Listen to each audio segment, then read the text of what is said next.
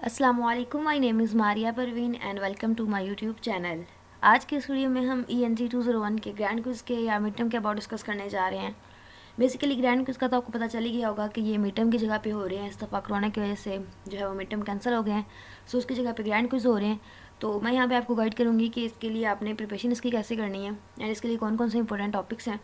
तो इसके 30 MCQs होंगे, जैसे कि मैंने इसकी सेपरेट वीडियो भी बनाई थी ग्रैंड क्विज़ के अबाउट, तो आप वो देख लीजिएगा कि ग्रैंड क्विज़ क्या होता है बेसिकली।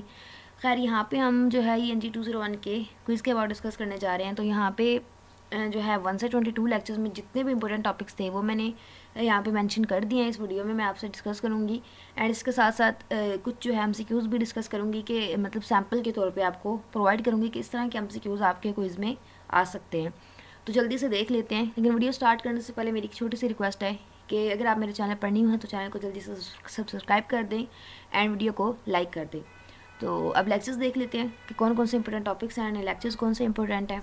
तो सबसे पहले मेरे पास क्या है कि जो फर्स्ट आपके 10 लेक्चर्स हैं उसमें जो मोस्ट इंपॉर्टेंट टॉपिक्स हैं वो कौन से हैं, 7 C's हैं। ठीक है, अब उसमें क्लैरिटी आ रहा है, करेक्टनेस आ रहा है, इसके अलावा भी हमारे पास काफ़ी टॉपिक्स और भी हैं। तो वो 7 C's जितने भी हैं ना वो आपने सारे कर लेने हैं। ठीक है, वो जितनी भी हैं वो सबको आपने एक एक दफ़ा लाजमी तौर पर रीड कर लेना, समझ लेना, उनकी टाइप्स फर्दर कर लेनी है। वो सारी जो है उनमें से MCQs आ सकते हैं। एंड उसके बाद ये लेक्चर जो है ये 7, 8, 9, 10 ये आपके इन लेक्चर्स में हैं, मतलब ये वाले टॉपिक्स हैं। उसके बाद करेक्टनेस की बात करते हैं। करेक्टनेस आपने देख लेना, करेक्टनेस क्या होती है, उसके आगे थोड़ा बहुत फर्दर आप रीड कर लीजिएगा, ये भी मुझे इंपॉर्टेंट लगा है। अब यहाँ पे मैंने क्या किया है कि मैंने तकरीबन 20-22 लेक्चर टॉपिक्स जो हैं वो लिख दिए हैं। इनमें से भी फर्दर जो मोस्ट इंपॉर्टेंट हैं वो मैंने रेड में किए हुए हैं। ठीक है, मैंने रेड कलर इसलिए किया हुआ है कि ये इनमें भी ज़्यादा जो इंपॉर्टेंट है, मोस्ट इंपॉर्टेंट है वो ये है। सही है, तो करेक्टनेस भी इम्पोर्टेंट है, लेकिन इनकी निस्बत जो है ये बाकी जो ये ज़्यादा इंपॉर्टेंट है। खैर उसके बाद नेक्स्ट हमारे पास क्या है, क्लैरिटी एंड इट्स टाइप्स। ठीक है, तो आपने क्लैरिटी लाजमी कर लेना है, उसकी टाइप्स भी कर लेनी है। मैंने लेक्चर्स में ये सारी चीज़ें आपको क्लियर करवाई हुई हैं 1 by 1, इसलिए यहाँ पे मैंने सोल्यूशंस प्रोवाइड नहीं किए, आंसर नहीं डिस्कस किया साथ साथ आपके साथ कि ये टॉपिक्स कैसे हैं। जस्ट आपको टॉपिक्स बता रही हूँ कि ये इंपॉर्टेंट टॉपिक्स हैं, आपने ये कर लेने हैं। लेक्चर भी साथ में मैंशन कर दिया, अगर आप लेक्चर लेना चाहें तो मेरे लेक्चर भी ले सकते हैं या हैंड आउट से भी इसको रीड कर सकते हैं। तो क्लैरिटी एंड इट्स टाइप्स लाजमी कीजिएगा। इसके MCQs कैसे आते हैं मैं आपको बाद में बताऊंगी, ये भी सिर्फ आप टॉपिक्स नोट कर लें। ये साथ में थोड़ा बहुत मैंने आंसर लिख के प्रोवाइड कर दिए हुए हैं, तो आप देखना चाहे तो ये देख सकते हैं। मैं यहाँ पे थोड़ा सा जूम कर देती हूँ इसको, तो आप यहाँ पे इनको देखना चाहे देख सकते हैं। खैर उसके बाद नेक्स्ट हमारे पास क्या है, नेक्स्ट हमारे पास है जी एक्यूरेसी एंड इट्स टाइप्स। तो ये भी बहुत ज़्यादा इंपॉर्टेंट है। एक्यूरेसी उसकी टाइप्स जो है ये MCQs में आती होती हैं, तो MCQs की फॉर्म में होती हैं, लेकिन ये आपने लाजमी कर लेनी है। इसकी टाइप्स, उसकी डेफिनेशन जो है वो लाजमी देख लीजिएगा, लाजमी देख लीजिएगा, ये बहुत ज़्यादा इंपॉर्टेंट है। एंड ये भी लेक्चर नंबर 7 में है। ठीक है, यहाँ पे उसकी 3 टाइप्स हैं, document accuracy, stylistics and technical. इसमें फर्दर डेफिनेशन जो है ना, अब यहाँ पे कैसे MCQs आ सकता है मैं यहीं पे बल्कि बता देती हूँ आपको कि ये है, document accuracy refers to the proper coverage of your topics in appropriate details. अब MCQs कैसे आएगा देखिएगा, dash refers to the proper coverage of your topics in appropriate details. नीचे ऑप्शन आ जाएगा जी, document accuracy, stylistics accuracy, technical accuracy या none of the above. तो अब आपने अगर जब पढ़ा होगा एक दफ़ा इस चीज़ को तो आपको पता चल जाएगा कि डॉक्यूमेंट में जो है वो तमाम टॉपिक्स को जो है वो कवर किया जाता है। तो यहाँ पे इसका आंसर क्या है, डॉक्यूमेंट एक्यूरेसी है। सही है, इस तरह करके जो है वो MCQs आपके आते हैं। आपने इस तरह स्टेटमेंट्स जो है ना ये लाइंस ध्यान से पढ़ लेनी है, समझ लेनी है, तो आप इसको जो है वो ईजिली कर सकते हो। तो उसके बाद नेक्स्ट आपके पास क्या है जी, कोहेरेंस। कोहेरेंस आपने कर लेनी है, ये भी बहुत ज़्यादा इंपॉर्टेंट है। कोहेरेंस, यूनिटी, ये टॉपिक्स जो हैं। तो उसके बाद formal writing and informal writing बहुत ज़्यादा इंपॉर्टेंट है, इसलिए मैंने इसको रेड में किया हुआ। ये भी लाजमी आप कर लीजिएगा, ये बहुत ज़्यादा इंपॉर्टेंट है। ठीक है, यहाँ पे इसको मैंने साथ में थोड़ा बहुत मेंशन भी किया हुआ। फर्दर आप जो है ये लेक्चर्स में से इसको समझ लीजिएगा, मैंने सारी चीज़ें समझाई हुई हैं, इसलिए मैं यहाँ पे 1 by 1 समझा नहीं रही, जस्ट आपको लेक्चर्स बता रही हूँ या आपको MCQs प्रोवाइड करूँगी। तो उसके बाद नेक्स्ट हमारे पास जो है प्रपोजल्स है। प्रपोजल की डेफिनेशन आपको पता होनी चाहिए, रिपोर्ट की डेफिनेशन पता होनी चाहिए, रिपोर्ट क्या होती है, लेटर्स क्या होते हैं, इनकी डेफिनेशन वगैरह आपको तीनों की पता होनी चाहिए। उसके बाद टाइप्स ऑफ लेटर्स बहुत ज़्यादा इंपॉर्टेंट है, मैंने साथ में लिख दिया मोस्ट इंपॉर्टेंट, तो ये भी आपने लाजमी कर लेने। टाइप्स ऑफ लेटर्स जितने भी हैं ना, ये 2-3 लेक्चर्स हैं आपके, शायद 16, 17, 18 या मुझे कंफर्म भी नहीं है, तो ये लेक्चर जो है ना ये आपने लाजमी कर लेने हैं। ठीक है, टाइप्स ऑफ लेटर्स लाजमी कीजिएगा। उसके बाद एडजस्टमेंट, क्लाइम, ये भी उन्हीं टॉपिक लेक्चर्स में है, लास्ट वाले 5 लेक्चर्स जो हैं 15 से 20 उनमें है। डायरेक्ट एंड इनडायरेक्ट रिक्वेस्ट, बहुत ज़्यादा इंपॉर्टेंट है, डायरेक्ट एंड इनडायरेक्ट प्लान बहुत ज़्यादा इंपॉर्टेंट है, डायरेक्ट एंड इनडायरेक्ट अप्रोच बहुत ज़्यादा इंपॉर्टेंट है। इनको आपने जो है अपने हैंडआउट्स में कर लेना है।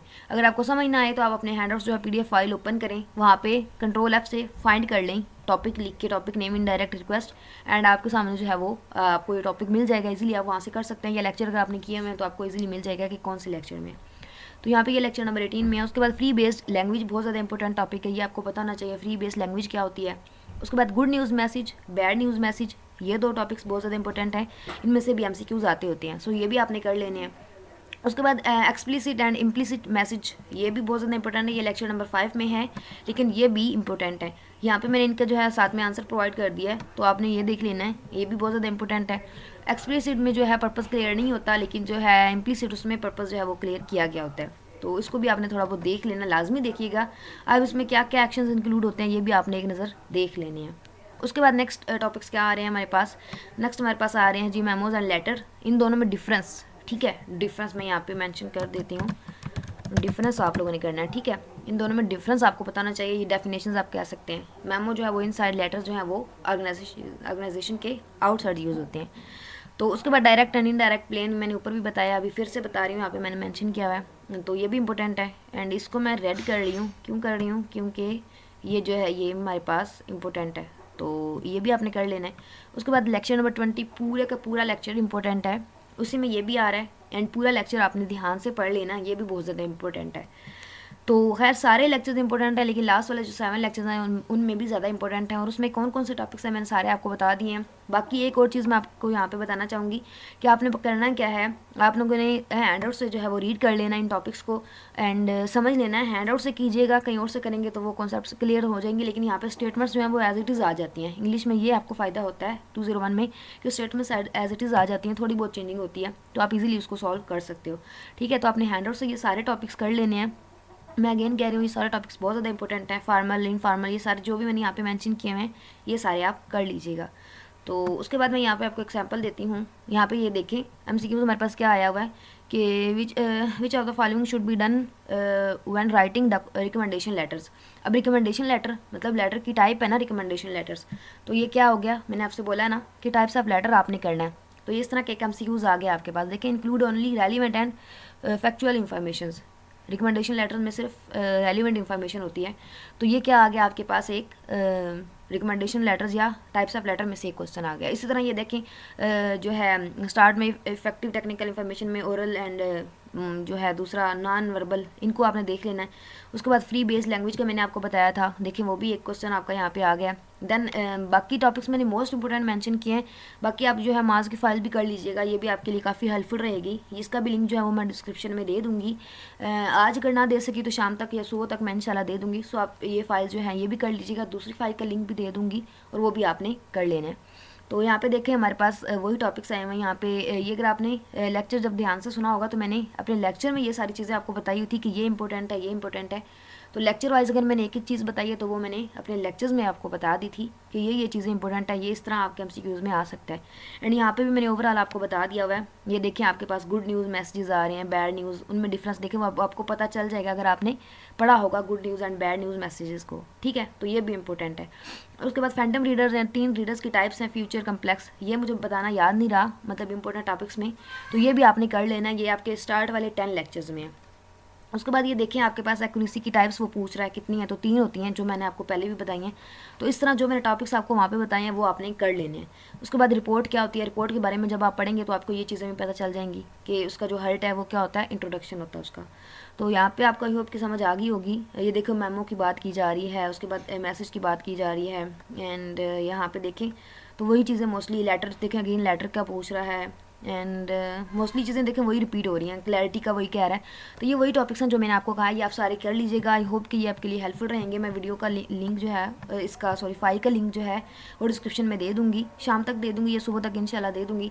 मज़ीद ग्रैंड क्विज़ पे भी वीडियो मैं बना दूँगी, जब ग्रैंड क्विज़ होंगे तो कोशिश करूँगी 2 से 3 वीडियोज़ मैं इंशाल्लाह आपको प्रोवाइड कर दूँ, तो वो भी आपके लिए हेल्पफुल रहेंगी। मज़ीद वीडियो अच्छी लगी हो तो प्लीज़ लाइक कीजिएगा, चैनल पर न्यू है तो चैनल को सब्सक्राइब करना मत भूलिएगा, एंड वीडियो को फ्रेंड से शेयर कीजिएगा। Thank you so much for watching my video. Allah Hafiz.